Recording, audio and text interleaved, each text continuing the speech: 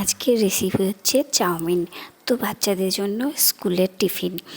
তো স্কুলে সেই জন্য দেখতে পাচ্ছ আমি কিছু সবজি নিয়ে নিয়েছি, আলু, ক্যাপসিকাম, গাজর, পেঁয়াজ আর টমেটো, আর একটু সস দিয়ে দিয়েছি, আর মশলা দিয়েছি ম্যাগি মশলা, নুন আর একটু একটু সামান্য হলুদ। তো সেগুলো দিয়ে তেলে একটু নাড়াচাড়া করার পরে একটু ওটা থেকে একটু তেলটা ছাড়বে, একটু মশলাটা ভাজা ভাজা হবে। তো সেগুলো একটু ভাজা ভাজা হওয়ার পরে তাতে আমি কিন্তু একটু জল দিয়ে দেবো। তো জলে বেশি জল দেবো না, কিছুটা সামান্য জল, যাতে চাউমিনে একটু মানে পুরোটাতে মাখানো যায়। তো সেরকমই, আর মশলার পরিমাণ খুবই কম দিয়েছি, আর একটু যাতে টেস্ট হয় বলে একটু ম্যাগি মশলা দিয়েছি, কারণ একটু টেস্ট না হলেও তো বাচ্চারা খেতে চাইবে না। আর যেহেতু টমেটোও দিয়েছি, আর একটু টমেটো সসটা উপরে দেওয়ার থেকে আমি ভাবলাম যে ওর সাথেই মিক্স করে দিই।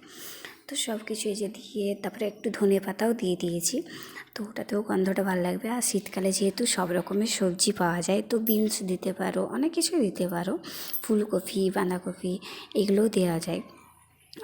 তো সবজি যে যেমন বাচ্চারা খায় সেরকম পরিমাণে সেই জিনিসগুলো দেওয়া যায়। তো এরপরে একটু সামান্য জল দিয়ে দিয়েছি, জলের পরে সেটাতে জলে একটু ফোটার পরে তাতে আমি কিন্তু চাউমিনটা দেবো। তো আর এই বনানীস কিচেনের রেসিপিগুলো দেখতে হলে আমার চ্যানেলটি অবশ্যই ফলো করো, মানে সাবস্ক্রাইব করে দিও, আর পারলে লাইক কমেন্ট করে দিও।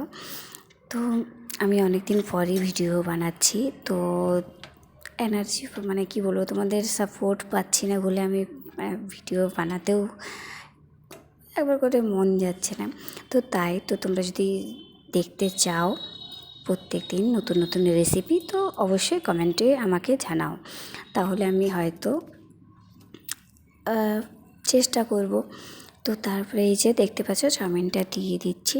তো চাউমিনটা একটু ভালো করে পুরোটাই খুলে নেব, যেহেতু সিদ্ধ করার পরে জল ঝরতে রাখা দেওয়া ছিল, তো ওই জন্য সব একে অপরে লেগে গেছিলো।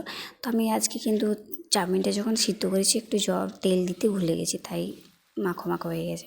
তো এই যে দেখতে পাচ্ছ আমার চাউমিনের রেসিপি রেডি। তো এগুলো বাচ্চাকে আপনারা সবাই টিফিনে দিতে পারেন, আর এটা খুবই হেলদি, অতটা শরীরের পক্ষে ক্ষতি করে না, যেহেতু ঘরের বানানো। তো আজকের জন্য টাটা।